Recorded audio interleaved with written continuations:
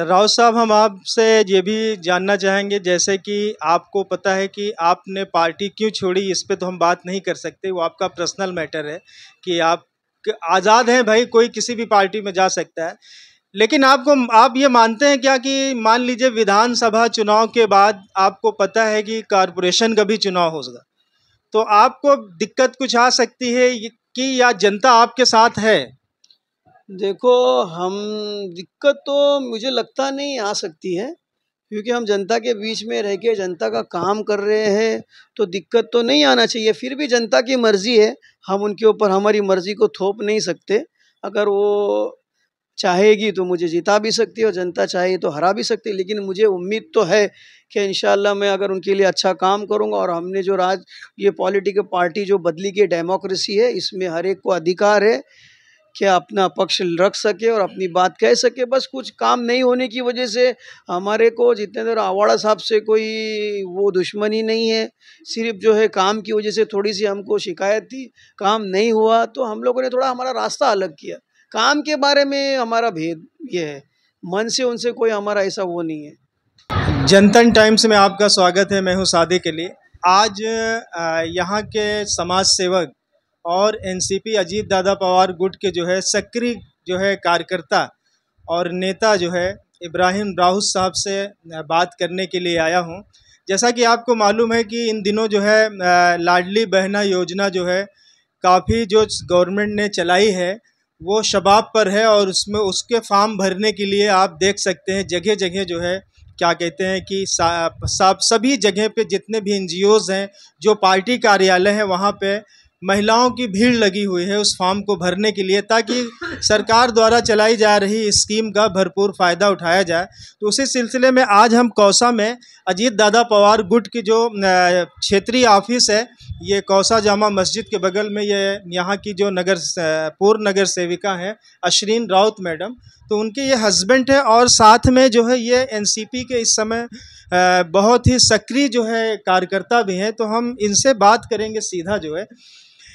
इब्राहिम राउत साहब जो है, आप हमको ये बता सकते हैं कि आपके यहाँ अभी जो ये कार्यालय में फॉर्म भरे जा रहे हैं लाडली बहना योजना का, तो अभी इसकी क्या प्रोग्रेस है आपके यहाँ? अस्सलाम वालेकुम रहमतुल्लाह। एक्चुअली लाड़की बहन योजना के जो यहाँ फॉर्म भरे जा रहे हैं, जैसे ही ये फॉर्म स्टार्ट हुए थे जुलाई में, उस वक्त से हम लोगों ने हमारे यहाँ पर स्टाफ को बिठाया है लोगों की सेवा करने के लिए। जुलाई, अगस्त और सितंबर कंटिन्यूस 3 महीने हमारे पास ये स्कीम चली और हज़ारों महिलाओं ने इसका लाभ उठाया, फ़ायदा उठाया। मैं उन महिलाओं का भी थैंक्स अदा करता हूँ कि उन्होंने हमारे पास आकर हमको एक क्या बोलते हैं विश्वास जताया और हमारे पास से उन्होंने फॉर्म भर के गए और उनको हज़ारों लोगों को पैसा भी मिला। उसके बाद 30 सितंबर इसका लास्ट डेट था और उसके बाद ये योजना बंद हो गई। लेकिन लोगों के दिल में एक क्या बोलते हैं उनको, जिन लोगों ने फॉर्म नहीं भरे थे उनको एक दिल में कहीं ना कहीं ये था कि हाँ, कसक रह गई थी कि हम लोग भी काश पहले आके भर जाते। तो मैं गवर्नमेंट ऑफ महाराष्ट्र का भी इसके लिए शुक्रिया अदा करता हूँ, जिन्होंने इसके लिए जो है 3-4 दिन एक्सटेंड किए। और जो लोग भरने के इच्छुक थे, जिन्होंने भरा नहीं, वो लोग आके इसका फ़ायदा उठा रहे हैं और महिलाएं इससे बहुत खुश है। भले ही 3,000 रुपये क्यों ना हो, लेकिन 1500 करके लोगों को करीब 7,500 रुपये मिला है। और देखिए तुम्हारे सामने ही आज इतना यहाँ पे रश लगा हुआ है।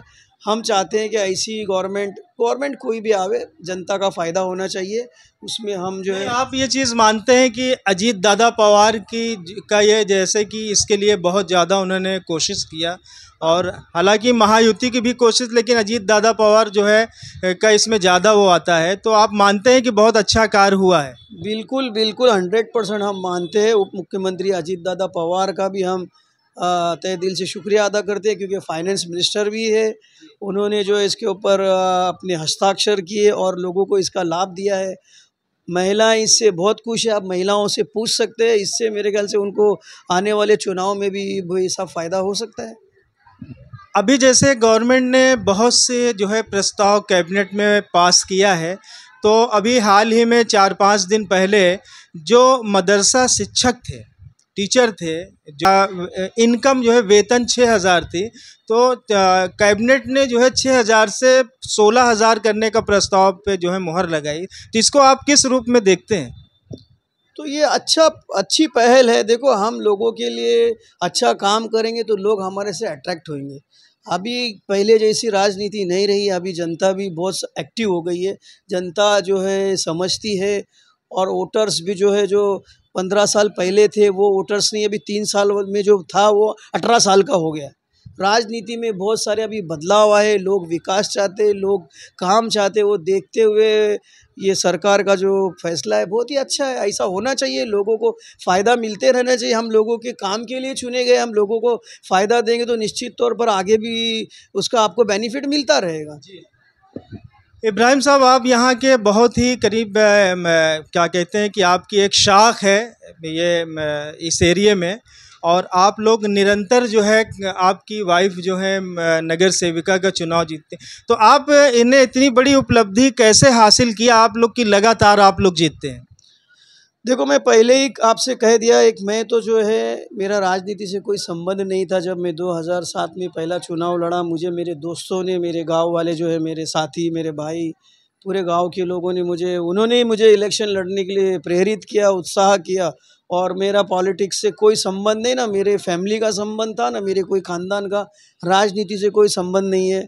लेकिन उन्होंने हमको जो है चुनाव लड़ाया, और चुनाव पहली ही बार में हम चुनाव जीते। ना मैं कोई पार्टी का कार्यकर्ता था, ना कोई पार्टी की पोस्ट थी, और ना पॉलिटिक्स का कोई मुझे शऊर था, ना कोई जजमेंट था। लेकिन हम जो है डाल दिया दरिया में, अब तैरना भी है और काम भी करना है। तो हम तैरते भी गए, सीखते भी गए, काम भी करते गए साथ, इंशाअल्लाह अल्हम्दुलिल्लाह लोगों का दिल जीतते गया। तो लोगों ने 2007 में, जैसा पहली बार तो आदमी देखता है, दूसरी बार लक नहीं होता है, पहली बार लक होता है, दूसरी बार आपको काम करना पड़ता है, तीसरी बार आपको जनता का भरोसा जीतना पड़ता है। उसके लिए मैं जनता का बहुत मन से आभार व्यक्त करता हूँ। जो भी है, हम आज जनता की वजह से है। जनता को हम काम करेंगे, जनता का मन जीतेंगे तो हमको कंधे पे बिठाएगी ही वो। और राउत साहब, हम आपसे ये भी जानना चाहेंगे, जैसे कि आपको पता है कि आपने पार्टी क्यों छोड़ी, इस पे तो हम बात नहीं कर सकते, वो आपका पर्सनल मैटर है कि आप आज़ाद हैं भाई, कोई किसी भी पार्टी में जा सकता है। लेकिन आप ये मानते हैं क्या कि मान लीजिए विधानसभा चुनाव के बाद आपको पता है कि कॉरपोरेशन का भी चुनाव होगा, तो आपको दिक्कत कुछ आ सकती है कि या जनता आपके साथ है? देखो, हम दिक्कत तो मुझे लगता नहीं आ सकती है, क्योंकि हम जनता के बीच में रह के जनता का काम कर रहे हैं, तो दिक्कत तो नहीं आना चाहिए। फिर भी जनता की मर्ज़ी है, हम उनके ऊपर हमारी मर्ज़ी को थोप नहीं सकते। अगर वो चाहेगी तो मुझे जिता भी सकती है, और जनता चाहे तो हरा भी सकती है। लेकिन मुझे उम्मीद तो है कि इंशाअल्लाह मैं अगर उनके लिए अच्छा काम करूँगा, और हमने जो ये पॉलिटिकल पार्टी जो बदली की डेमोक्रेसी है, इसमें हर एक को अधिकार है कि अपना पक्ष रख सके और अपनी बात कह सके। बस कुछ काम नहीं होने की वजह से हमारे को जितने देर आवाड़ा साहब से कोई वो दुश्मनी नहीं है, सिर्फ जो है काम की वजह से थोड़ी सी हमको शिकायत थी, काम नहीं हुआ तो हम लोगों ने थोड़ा हमारा रास्ता अलग किया। काम के बारे में हमारा भेद ये है, मन से उनसे कोई हमारा ऐसा वो नहीं है। यानी आप भी मानते हैं कि हमारा काम और विकास को लेके मामला था? 101% है ना, 101% है। हम यही तो बात बोल रहे हैं आपसे, क्या विकास जैसा चाहिए था वैसा मुमरा में विकास नहीं हुआ। रास्ते बन गए, ठीक है, रास्ते में महापालिका का भी बहुत बड़ा योगदान है फंड्स के लिए, उसमें मुमरा कौसा के 18-20 जो भी कॉरपोरेटर्स हैं उनका भी योगदान है। देखो, आप मैच खेलने जाते हैं ना, तो आपको 11 लोगों की ज़रूरत पड़ती है, अकेला कैप्टन आपको टीम मैच नहीं जीता सकता। पूरे श्रेय भले कैप्टन को मिलता है, लेकिन उसके लिए पूरे टीम की ज़रूरत है। लेकिन अभी वो वैसा हुआ नहीं है, तो अभी हम क्या करेंगे अगर ये काम नहीं, आप चुनौती मानते हैं क्या? कुछ चुनौतियां आ सकती? काहे के लिए? मान लीजिए कि इलेक्शन आएगा, तो आप जैसे कि साथ में थे, फिर उसके बाद जो है आप लोग अलग हो गए, तो अब आपको ज़्यादा से ज़्यादा मेहनत करनी पड़ेगी, या जनता जो आपकी थी, जो आपके वोटर थे, वो आपके साथ अभी भी इंटैक्ट है, यानी बने हुए हैं, आपके जाने से उनको कोई मतलब नहीं है? नहीं, कुछ कुछ लोगों को शिकायत है ना, और होना भी चाहिए। देखो, आप आपके मन की बात बोलेंगे नहीं तो हमको पता कैसे चलेगा जनता में। मैं ये नहीं बोलता हूँ कि सब लोग मैं यहाँ जाने से खुश है, कुछ लोग नाराज़ भी है। उनकी नाराज़गी जायज़ है क्योंकि बीजेपी की वजह से लोग परेशान हैं, बीजेपी के नाम से परेशान है। लेकिन हमारा बीजेपी से कोई वास्ता नहीं है।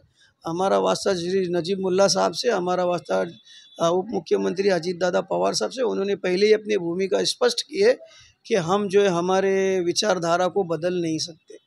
ये उनकी बात है और वो करके भी दिखा रहे माइनॉरिटीज़ के लिए, तो उसमें भी गलत क्या है। नहीं, अजीत दादा तो बहुत ही टॉप के एडमिनिस्ट्रेटर माने जाते हैं महाराष्ट्र के अंदर। उनकी एक अलग छवि है, वो एक अच्छे जो है नेताओं में उनकी जो है गिनती होती है। और अब हम आते हैं नजीमुल्ला साहब के ऊपर। ये बताइए कि नजीमुल्ला साहब के साथ आप लोगों की कैसी तैयारी है जो है उनको चुनाव के, जैसे वो चुनाव भी लड़ने वाले हैं, तो वहाँ पे इब्राहिम राउत का क्या रोल रहेगा? देखो, नजीब मुल्ला के लिए अल्हम्दुलिल्लाह उनसे मेरे रिलेशन तो अभी से नहीं है, 2000 नहीं, हम चुनाव से रिलेटेड पूछ रहे चुनाव से रिलेटेड के लिए बता रहा हूँ ना भाई। देखो, तो हमारे उनके रिलेशन होंगे, रिलेशन पे ही आदमी अपना संबंध आगे और बढ़ाता है। डायरेक्ट अभी आए नजीब मुल्ला नहीं और हमसे मुलाकात की और हमने उनको सपोर्ट करने का डिक्लेयर किया, ऐसा तो नहीं है। 2007 से हमारा उनसे, जब से हम कॉरपोरेशन चुनाव जीते उन जब से हमारा उनसे रिलेशन है। आपका कहने का मतलब हमारा उनका घरेलू रिश्ता? हाँ, बहुत। वो नजीब मुल्ला का मुमरा से भी घरेलू रिश्ता है। 2009 में नजीब मुल्ला ही जितेंद्र आवाड़ साहब के साथ यहाँ पर आए थे, उन्होंने खूब मेहनत की।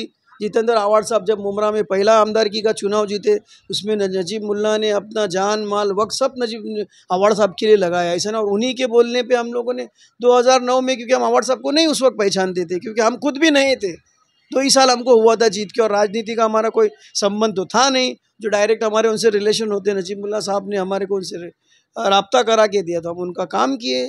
9 में काम किए, 14 में काम किए। फिर चुनाव में आपका क्या रोल होगा? मेरा चुनाव में तो अभी आप देख रहे हैं, ऑफिस हमारी पार्टी ऑफिस है एनसीपी की। नजीब मुल्ला साहब की ये पहली ऑफिस खुली मुमरा में, उसके बाद एक औसा में, सॉरी, फिर सोनाजी नगर पे दूसरी ऑफिस के लिए। उन्होंने देखो चुनाव लड़ने से पहले लोगों के बैठने के लिए, लोगों से मुलाकात करने के लिए एक इंतज़ाम कर दिया। दिस इज़ राजनीति का ये बहुत ही, क्या बोलते हैं, अच्छा स्टेप लिया उन्होंने, डिसीजन लिया है, ताकि मिलने के लोगों को तो मालूम पड़े। और भी एमएलएस लड़ने के इच्छुक लोग हैं, वो कहाँ है मैदान में? है क्या? कोई मैदान में नहीं है। जो लड़ने वाला है वो मानते हैं कि नजीमुल्ला ही मैदान में है इस समय? 101% है, इसमें कोई शक की बात नहीं, इसमें कोई दो राय नहीं है। समझ रहे आप?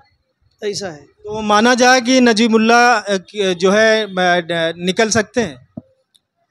देखो, निकल सकते नहीं निकल सकते ये हमारी मेहनत पे भी डिपेंड है। और जनता हमको जिस तरह से हम लोगों से मिल रहे हैं, हमको भरपूर लोगों का साथ मिल रहा है। और उम्मीद तो हम 100% रख सकते ना, जीत सकते, जब भी तो मैदान में आए हैं। और उम्मीद ही नहीं रहेंगे तो आदमी कोई चुनाव लड़ने आएगा क्यों मैदान में? तो हम चाहेंगे कि थोड़ा सा हम जो ये आपके यहाँ जो महिलाएं आई हुई हैं और जो लाडकी बहना योजना का फॉर्म भर रहे हैं, तो हम चाहते हैं कि आप ज़रा अपने जो रिसेप्शन पे लोग आपके बंदे काम कर रहे हैं उनसे पूछना चाहते हैं कि कितना जो है फॉर्म भर गया, कितना सारी चीज़ें।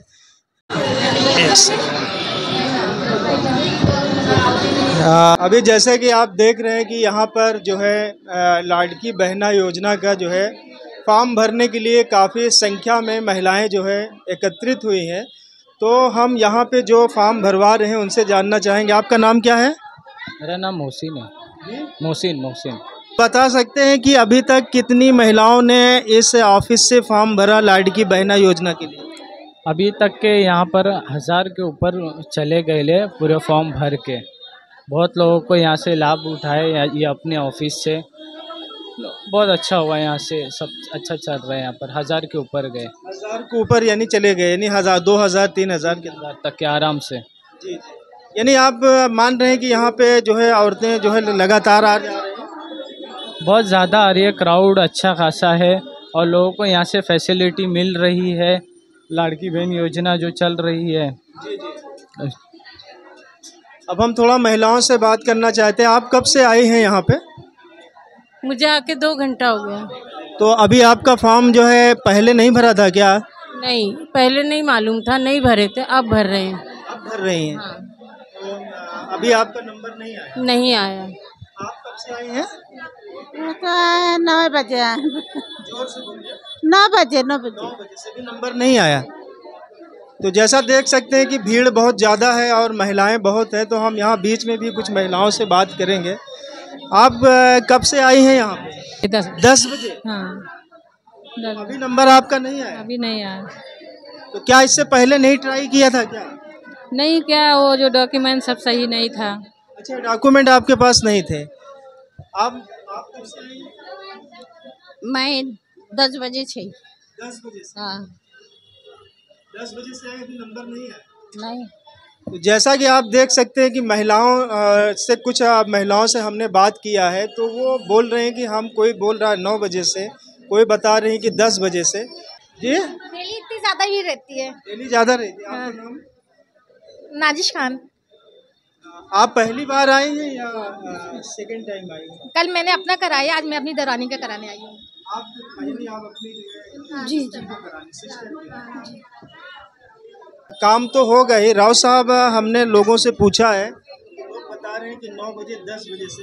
तो क्या कुछ और एक्चुअली नहीं, नंबर्स ज़्यादा है ना, जी, नंबर ज़्यादा है, फॉर्म भरेंगे तो नंबर आएगा तो आएगा। अब ये तो 11 बजे तक चलेगा रात में, क्योंकि उतने लोग हैं।